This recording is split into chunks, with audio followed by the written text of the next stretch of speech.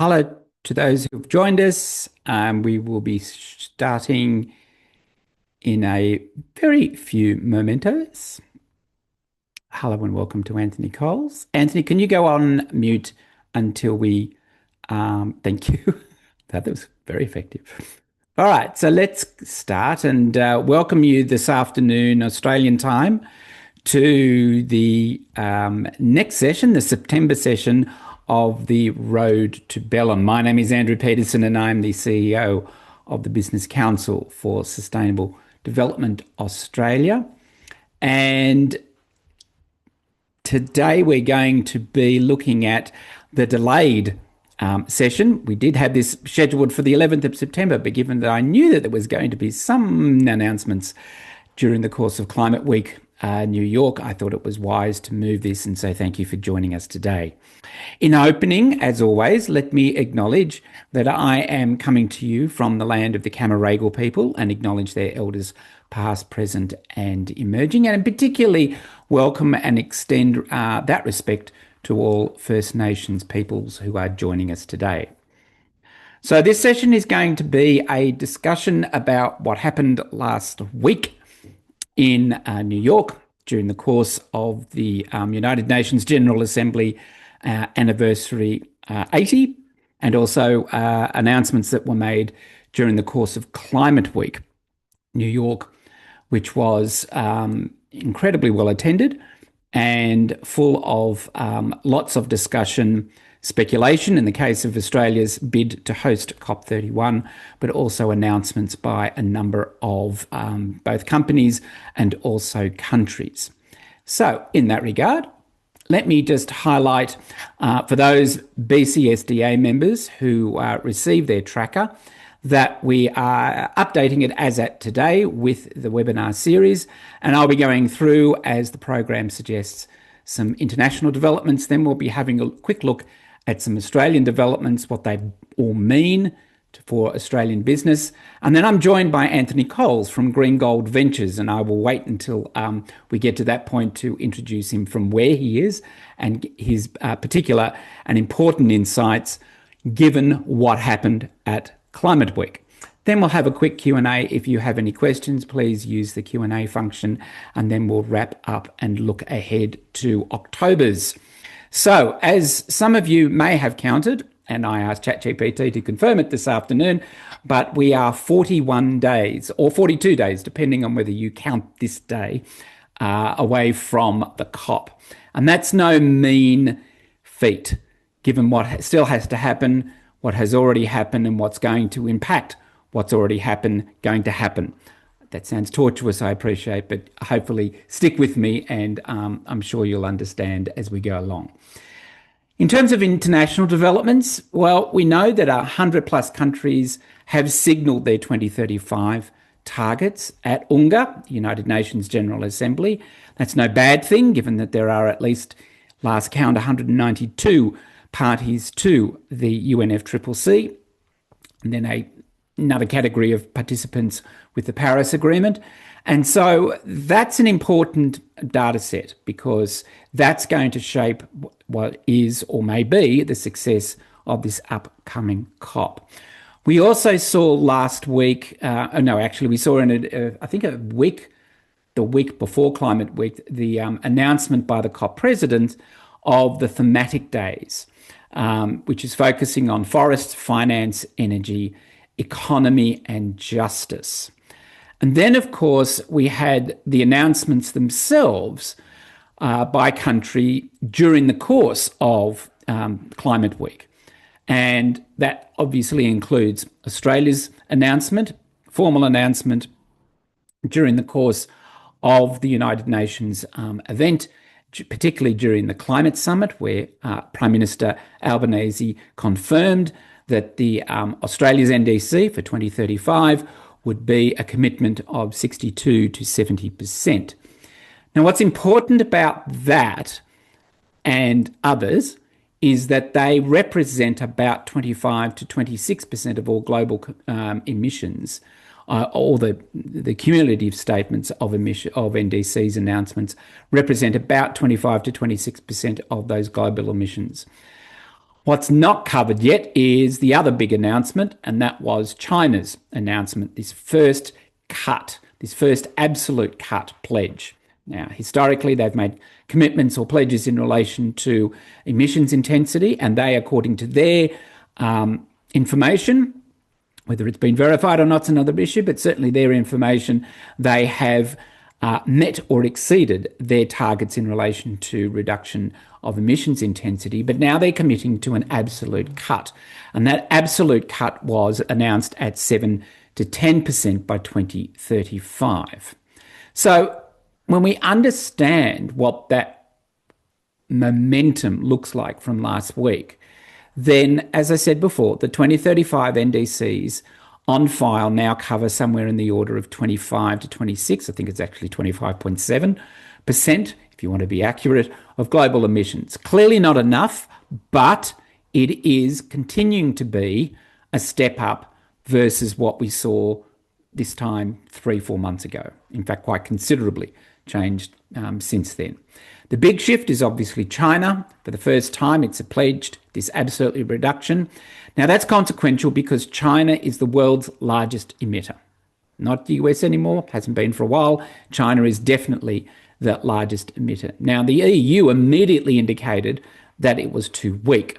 But when you think about the fact that they've made this announcement and that they are committed to it, given their past behaviour, it probably is true to say that we are now seeing a new floor to push from rather than a ceiling to fall from.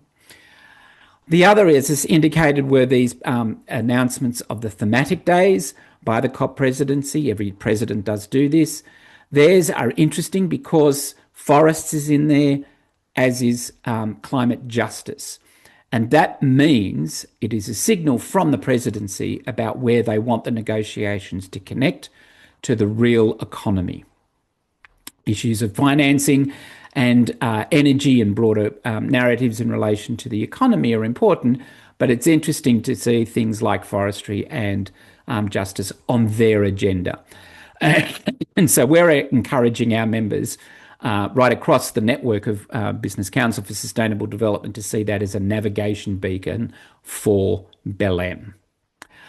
I guess one of the questions that's being asked is, how many NDCs are going to be expected overall? Well, under Paris, all parties are expected to table a new or an updated NDC as at 2025, and so that's 195 partners. Unfortunately, because of the process, the UN synthesis cutoff is September. In fact, close of business tomorrow their time in Bonn, for them to be able to undertake the pre-COP analysis. So anything announced after this, possibly including the EU, wouldn't be taken into account. And as indicated, who's missing? Well, we know that the US has not lodged a 2035 NDC, and that several other G20 countries, including India, Russia, and I think last count South Korea, have not lodged any or indicated any by any statement that they're going to make an announcement before the close of this month. So that's not insignificant. Let's now look quickly at Australia, and hopefully, as you all know, because it was trumpeted quite loudly, and as BCSD members know, we put out a very quick brief in relation to the report when it was announced by Minister Bowen, that the target for 2035 of Australia is somewhere in the order of 62 to 70% below 2005 levels. Now, this is roughly, but not exactly, in accordance with what the Climate Change Authority advice was, which was for an ambitious and achievable target, and theirs was 65 to 75%.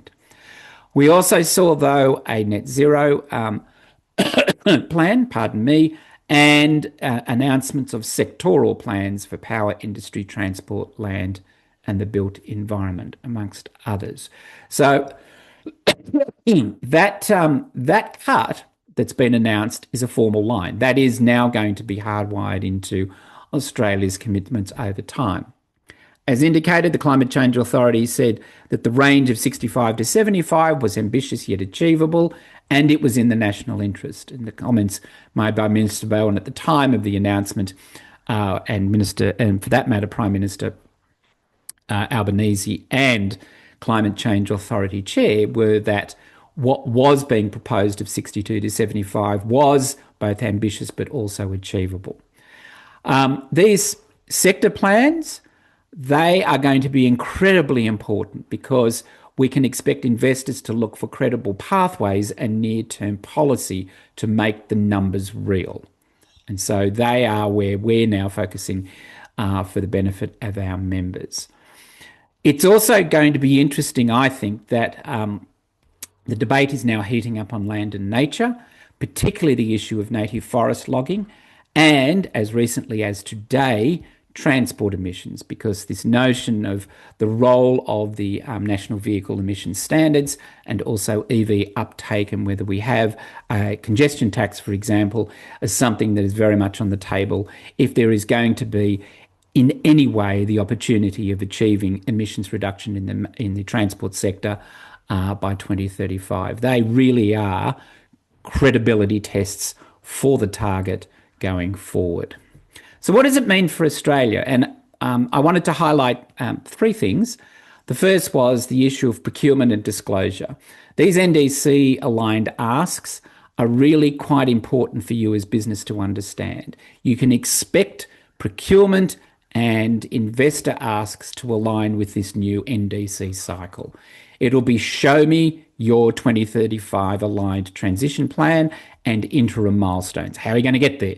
And how are you going to make sure that it is part and parcel of what is now the clear national framework in relation to emissions reduction by 2035? Secondly, I think that integrity is now starting to sharpen as well.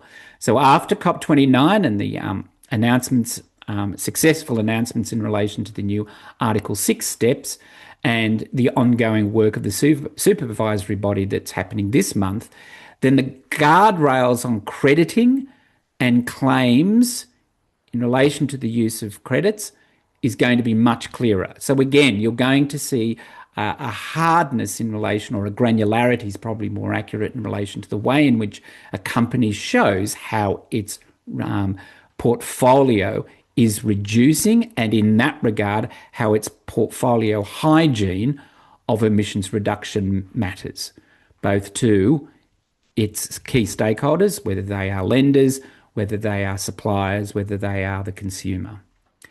And then I think the other issue is going to be that of practicality.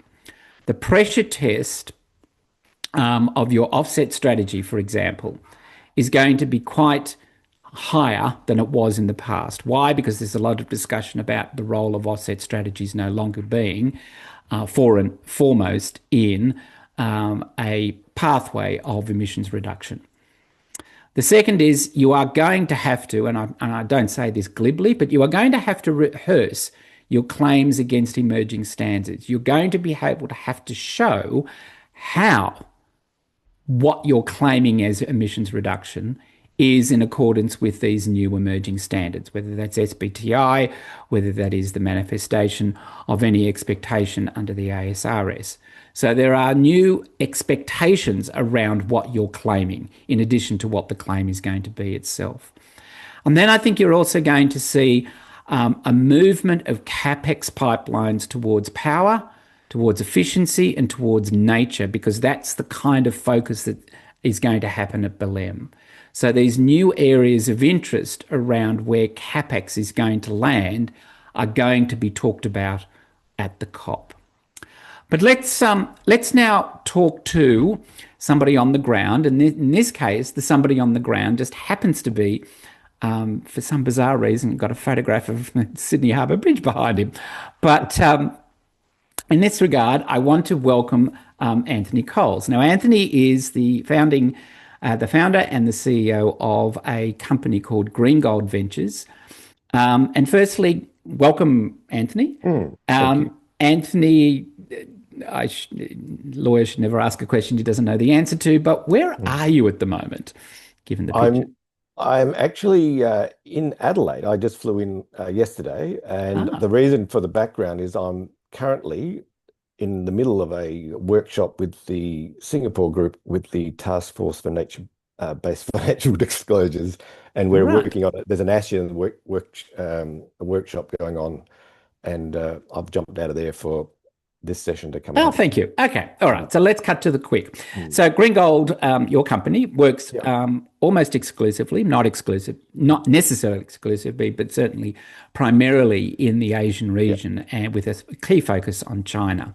yeah. Give us a bit of color as to what GreenGold does and what you do on a daily basis. Yeah, well, the actual driver for setting up the name with the company Green Gold was based on a strategy that was announced by Xi about 10 years ago, which is the two mountains theory, where This is there's President Xi. yes, there's Thank you. gold in green mountains. So the whole Oh, idea of their ecological civilization strategy, which is now driving a lot of what's visible. yep. Um, However, I've come out of being a CEO with a listed company and founded a few startups, but I'm pretty much been running around Asia for the last few years doing advisory work for Australian companies coming into Asia. But at the moment, I'm working and living in China, of all places, working with a battery recycling company that is looking to go out from China. So we're working on all Right. the sustainability standards and the net zero certification for the factory and the products. Okay, and to complete the advertorial, you Mm, have a regular LinkedIn mm. newsletter which people can go and grab via your So thank you. I didn't think that was getting a plug today, but well, yeah, yeah, and well done. and very relevant. So there, Well, and yeah, the reason why I want to yeah, do that is because then I hope yeah, you'll then put something in yeah, about yeah, this discussion, which is, yeah, and this came up because there was an interesting statistic I think that was rattling around in the last few hours that Asia is becoming very interested in decarbonisation because yeah, it's stark realisation that that it represents almost 60% of all emissions on the face of the planet, yeah. which includes China, obviously. But Mm, I'm interested in hearing from you working on the ground in Asia. yeah. Do you get the same sense that everybody else thinks that as well? And what are you seeing as the work that companies and governments are doing in Asia? And we'll get to China specifically, but more Mm. broadly, Asia, in relation to the decarbonisation challenge. Yeah, the obvious difference in Southeast Asia, and I've sat in quite a number of ASEAN working groups actually with interoperable carbon markets and clean transition. The just transition is the tone in Southeast Asia. So there's Hmm. still very much don't tell us to decarbonize in a hurry because look what you guys have all done, and we're still growing. However, interestingly, places like Malaysia, who are very much a petro state with Petronas, Indonesia with coal. They're very much now, they're in capital, they're needing capital basically for the transition. And what stalled the capital coming in and or raised the interest rates on it is the lack of governance. And so the real driver for activity and engagement from places like China is in areas of standards and governance settings, so that the capital can come in with more confidence and is tied to more transition related projects. Certainly, each market in Southeast Asia, I've noticed different areas of interest and different rates of accelerated adoption of the green transition. But what certainly has shifted in the last 12 months, looking at all the stats of EV growth and battery storage growth, is a recognition that that's where the new economy is. So the jobs and Mm. the technology and the future drivers of those economies. Okay. We'll come back to the issue of capacity building and governance in a minute, but I'm Mm. interested in your observation around, again, ex-China. Yep. What countries in Southeast Asia do you think are accelerating Mm. or I don't like using winners or losers, but are perhaps ahead of the curve? Singapore is spoken of quite a lot in Australia about a green economy that is emerging with pace, but are there others? Are you seeing that elsewhere? Well, ironically, places like Myanmar are already there because most of it's hydro, but Yeah, right. they're not participating too much in No, conversations with anyone. no. Um, Slightly different governance issue going on yeah, there. Yeah. Singapore is a leader, but that's simply because of their survival mode for their economy. So they're Hmm. looking as the probably one of the world's petrol station. They're saying, well, how do we not lose out with where everything's going? And they're using their role with capital management and carbon markets as the catalyst for that. However, they've got nowhere to allocate that. So most of that money is going in the region. Malaysia is doing well on the peninsula, but the exciting area, as far as I can see, is over on the island of Borneo, which is sort of East Malaysia from Malaysia's point of view, and Kalimantan from Indonesia point of view. And Oh, we lost you.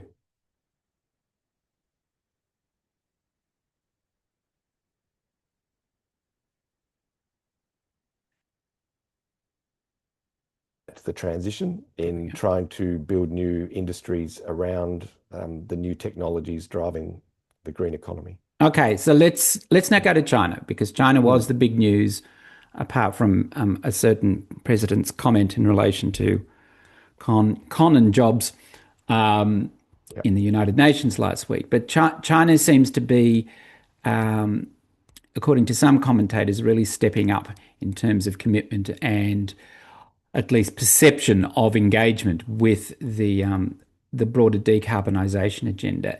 From your observation, how true? And if so, what does it look like on the ground in China? It looks 20 years ahead of what we're able to imagine. So there's a Chinese game called Wei Qi Go. I don't know if you know the one with the little Nope. black and white dots that move around, and it's called the encircling game. To me, that's what's happening at the moment. So she has already set this ecological civilization agenda for China, which is man must live in harmony with nature to survive. That extended to what becomes a bit of a propaganda rhetoric with this shared future for humanity, which we're ignoring, but is actually very appealing in the global south because what they're saying is, hey, we did it, we lifted ourselves up, and we're here to help you guys do it. So China's announcement at the UN came after some very strong announcements at what was called the Shanghai Cooperation Organization in Hmm. Tianjin, Yep. where they announced the global governance initiative with the head of the UN. And so this was very much, there were 100 other countries there. Um, and it was very much about, hey, we need to tweak the UN to be a bit more supportive of developing countries. And so then I think, um, I mean, who knew what Trump was going to lob at the UN? But the fact that she did post a video talking about their commitments, I'm not too worried about the scale and the form of the commitments because that in themselves was a deliverable to make those announcements and to do it at the same time as the US basically pulling out, just as they did with Paris Agreement, with World Health Organization, with UNCLOS, with basically China is basically saying, hey, who do you want to be the stable supporter Mm, of these commitments that we mm. absolutely need if we're going to uh, have a place on the planet. And, Uh, and then in terms of innovation, we've all mm. seen the story that is EVs, but are there other areas of innovation that you're seeing at the moment coming out of China in relation to the clean and green economy, or is it largely auto, or industrial auto manufacturing? No, actually, the most exciting meeting I've had for years was last couple of weeks ago up in Beijing Oh, damn! It wasn't the one we had. Okay, with the methodology, the organization that certifies methodologies for their voluntary carbon markets, the right. China CCER, China Certified Emissions Reductions.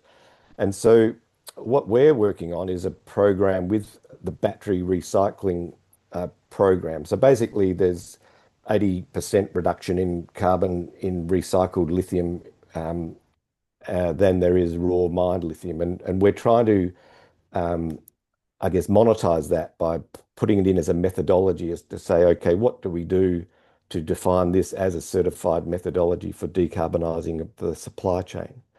And um, and instead of not having emails replied to by Canberra, um, I'm embraced as an innovative idea that is a fantastic way of accelerating decarbonisation. And so they're basically fast tracking a bunch of boffins to work on the methodologies to international standards to make sure that it can be defined. And then when I hear that, I think of everything else that they've done well with reforestation. They've got a huge area of grasslands. All of these areas, I think, are going to be carbon metrics are going to be the next J curve of Mm. capital movements, and because there's such a strong um, stick on the corporates in China as far as their net zero reporting. They have to do something, not just about the scope 1 and 2, but increasingly scope 3. And this is where I think Australia needs to get involved with. And I've mentioned this. I'm in another group with Monica and Louise with WWF and another group around industrial Yeah. decarbonisation steel. Green iron. Yep. Yeah. And I'm saying, well, this is where Australia needs to innovate and come in and say, how can we work together on these standards that create this methodology that do move this capital from the customer who's buying the iron ore to the miner who's needing to decarbonize. So, last question for you. Mm. What do you think China is looking for out of this upcoming COP? Is it a greater sense of them having a seat at the table and almost directing, in the absence of other players, the future direction of emissions implementation? Or do you see them as an honest participant that, well, honest, I will withdraw that word, as a participant in the G7 and wanting to see Yeah. the West take a larger role, which will continue the e- I ever don't know. debate I for the could last never. 30 years of who's supposed to solve this problem. I'm not Chinese, and I'm nowhere near the Politburo. So, but my observation is that I don't think they're that worried about G7. They're they're really just wanting to participate. They know that this has to be a global shared commitment, and so there needs to be acceptance of standards, Yeah. interoperability, and so I think there just has to be closer. And I know EU and China have been working on ETS and CBAM and things for a while. Um, Australia has to look at this, and this is part of, I think, what I put in my article was this announcement of the Global Development Initiative, the Global Governance Initiative. China's trying to provide a platform outside of BRICS and the BRI to say, hey, let's shape this model together and not bifurcate east west, autocracies, Mm. democracies.